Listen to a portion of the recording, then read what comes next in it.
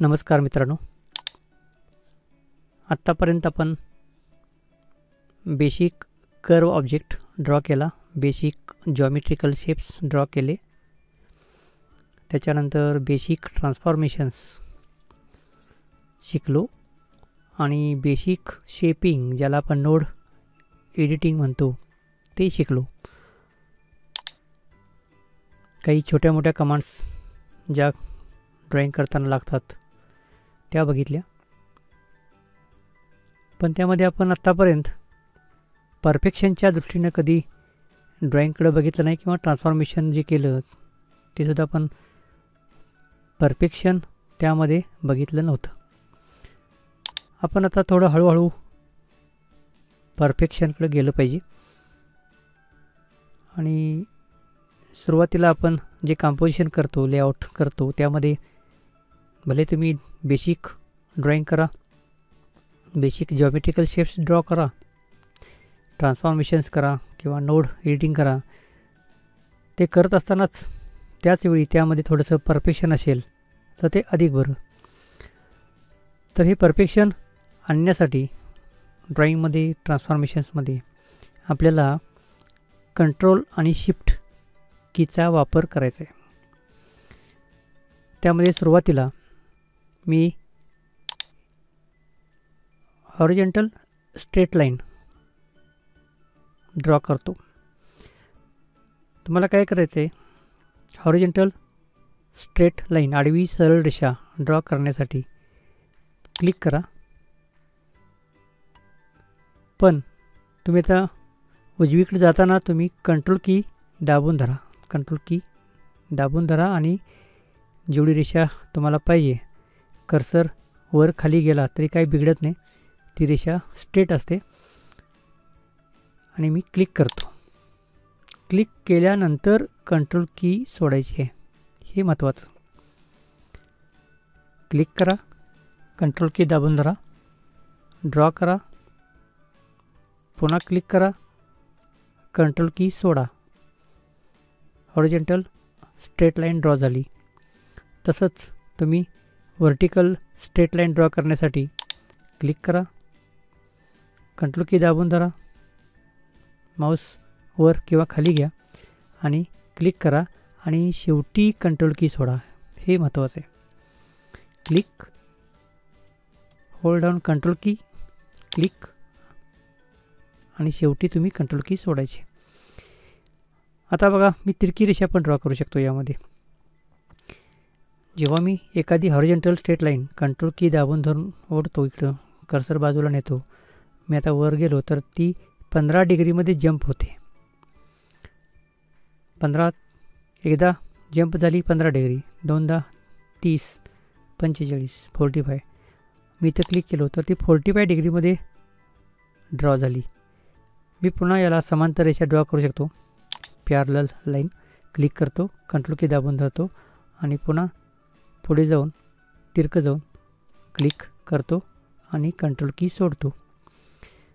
Graphic डिझाईनमध्ये खूप वेळा आपल्याला अशा horizontal straight line, vertical straight lines draw करण्याची गरज असते.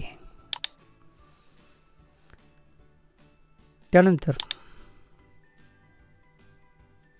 रेक्टँगल ड्रॉ करताना तुम्ही कंट्रोल की दाबून धरून जर ड्रॉ केला तर क्लिक करून जेव्हा मोडता तो रेक्टँगलच ड्रॉ होतो, म्हणजे विड्थ समान विड्थ आणि समान हाईटचा रेक्टँगल.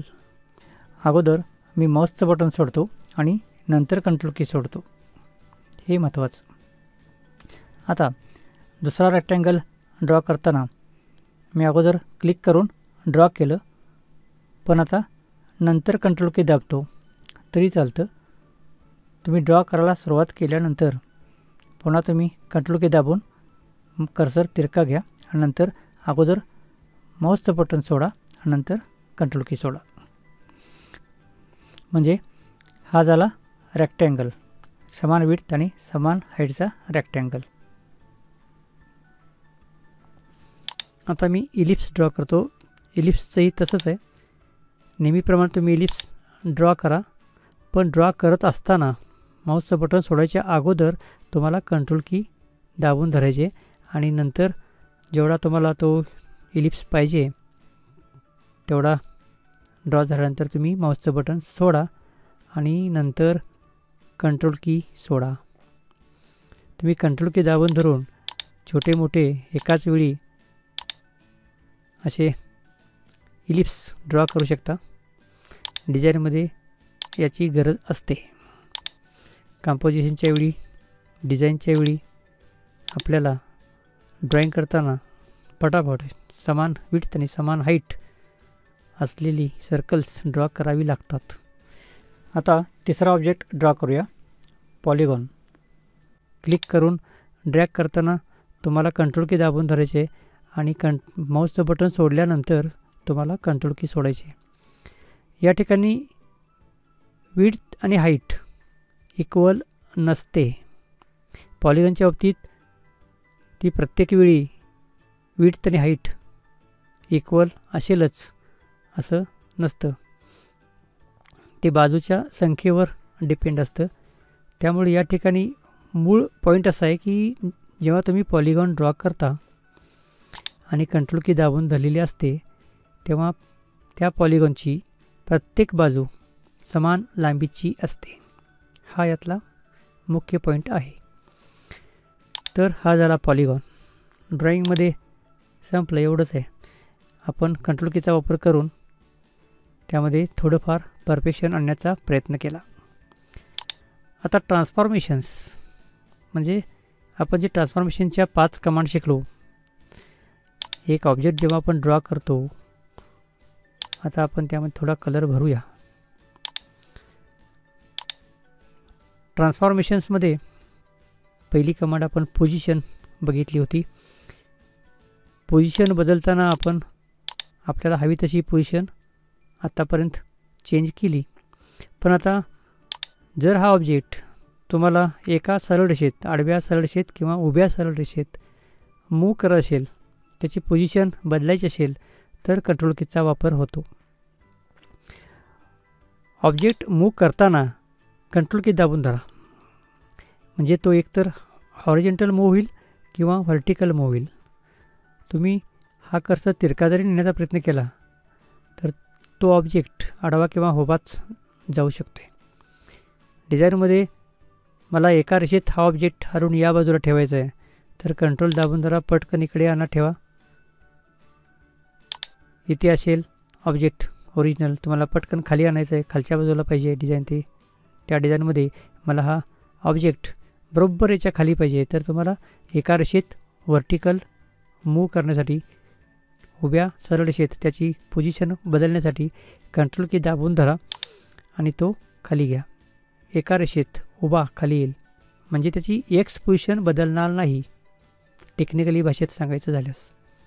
आणि जेव्हा आपण तो हॉरिझॉन्टल एका रेषेत हलवतो, मूव्ह करतो, त्याची पोझिशन बदलतो, तेव्हा त्याची वाय पोझिशन एकच असते.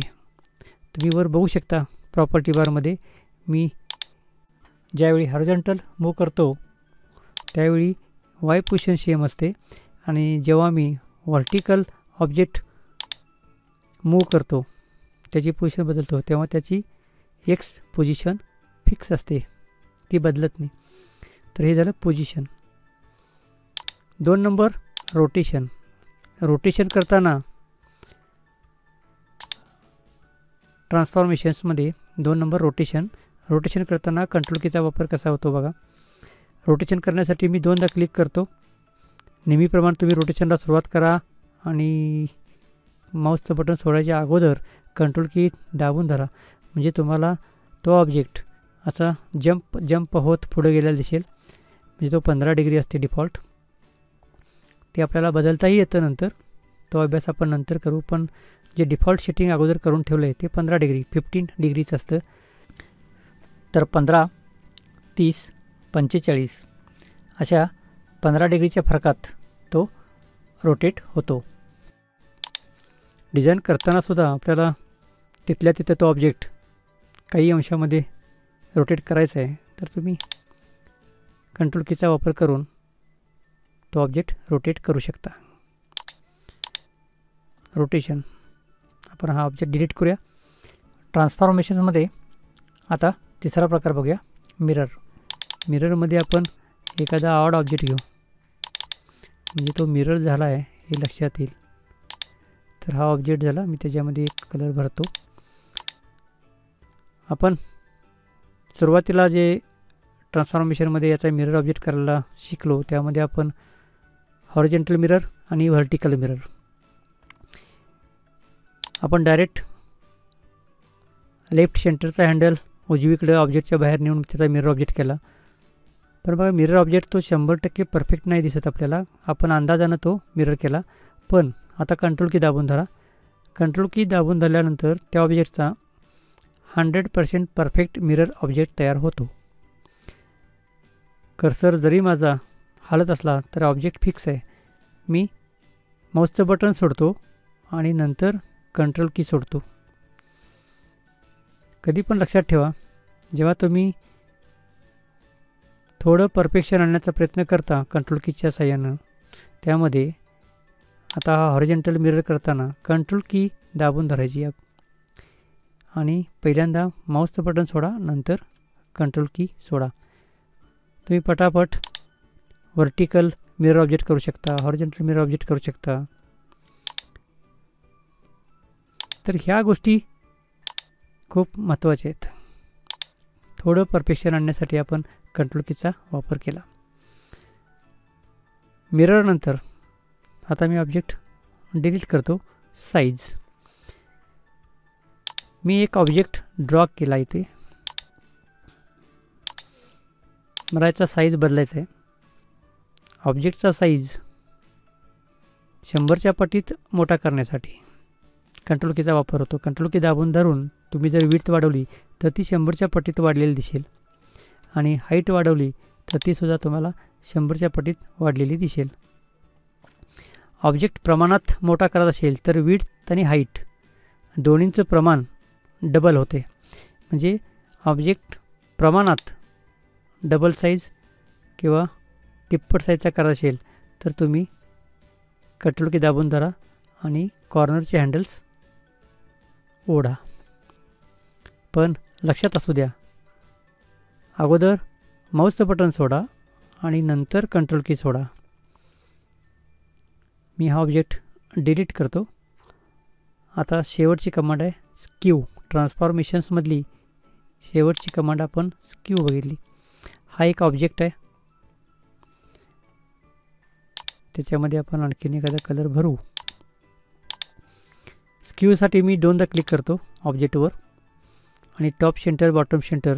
हॉरिझॉन्टल स्क्यूसाठी तुम्हाला माहीत आहे, आणि लेफ्ट सेंटर राईट सेंटरचा हँडल आपण व्हर्टिकल स्क्यूसाठी वापरतो. आता मी हॉरिझॉन्टल स्क्यू करताना कंट्रोल की दाबून धरतो, म्हणजे पुन्हा ती 15 डिग्रीमध्ये जंप होईल. स्क्यू करताना मी आता माऊसचं बटन सोडतो आणि नंतर कंट्रोल की सोडतो. व्हर्टिकल स्क्यूचं पण तसंच आहे की व्हर्टिकल स्क्यू करताना सुद्धा तुम्हाला कंट्रोल की दाबून धरा आणि 15 डिग्रीमध्ये तुम्हाला तो ऑब्जेक्ट स्क्यू झालेला दिसेल. डिझाईन करताना पहिला टप्पा आपला ट्रान्सफॉर्मेशन्सचाच असतो, तर त्यामध्ये तुम्हाला ऑब्जेक्ट फटाफट विशिष्ट डिग्रीमध्ये रोटेट करायचं आहे किंवा त्या साईड डबल करायचं आहे किंवा तो एका रेषेत आडवा उभा न्यायचा आहे. तर अशावेळी तुम्हाला ह्या कमांड्स उपयोगी पडणार आहेत. तर हा ऑब्जेक्ट मी पुन्हा डिलीट करतो. ट्रान्सफॉर्मेशन्स करत असताना आपण कंट्रोल कीचा वापर करून ट्रान्सफॉर्मेशन्समध्ये थोडं परफेक्शन आणण्याचा प्रयत्न केला. आता शिफ्ट की, रेक्टँगल, इलिप्स आणि पॉलिगॉन जे आपण हे ऑब्जेक्ट ड्रॉ करतो ते ऑब्जेक्ट ड्रॉ करताना ते सेंटरपासून ड्रॉ होतात. शिफ्ट दाबून धरतो आणि मी ड्रॉ करतो. त्याचा पहिला पॉईंट त्या ऑब्जेक्टचा सेंटर असतो, जिथून आपण सुरुवात केली तो सेंटर असतो. माऊसचं बटन सोडलं आणि नंतर मी शिफ्ट बटन सोडतो. शिफ्ट बटन दाबून धरून रेक्टँगल ड्रॉ करत असताना तो सेंटरहून ड्रॉ झाला पाहिजे आणि शिवाय परफेक्ट पाहिजे. तर शिफ्ट दाबून धरला असताना तुम्ही कंट्रोल की बटन पण दाबून धरा, म्हणजे तुम्हाला तो परफेक्ट पण होईल आणि सेंटरहून ड्रॉईंग होईल. ऑब्जेक्ट सेंटरपासून ड्रॉ करायचा आहे आणि तो परफेक्ट विड्थ एक समान विड्थ आणि हाईटचा पाहिजे असेल तर तुम्हाला शिफ्ट आणि कंट्रोल दोन्ही कीज दाबून धरा आणि ड्रॉ करा. मग तो रेक्टँगल असू दे, इलिप्स असू दे किंवा पॉलिगॉन असू दे. शिफ्ट कीचा ड्रॉ करताना उपयोग कसा होतो परफेक्शनच्या दृष्टिकोनातून तो आपण बघितला. ट्रान्सफॉर्मेशन्स करत असताना मी एखादा ऑब्जेक्ट ड्रॉ करतो आणि त्याचा साईज लहान करताना काय होतं, तो एका बाजूला लहान होतो, एका कॉर्नरला. मला तो त्याच्या सेंटरला लहान झाला पाहिजे. त्यासाठी मी शिफ्ट की दाबून धरणार आणि तो लहान करणार.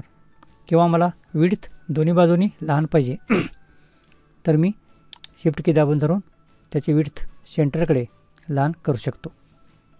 तर आज आपण कंट्रोल आणि शिफ्ट कीचा वापर ड्रॉईंगमध्ये आणि ट्रान्सफॉर्मेशन्समध्ये थोडं परफेक्शन आणण्यासाठी कसा होतो ते बघितलं.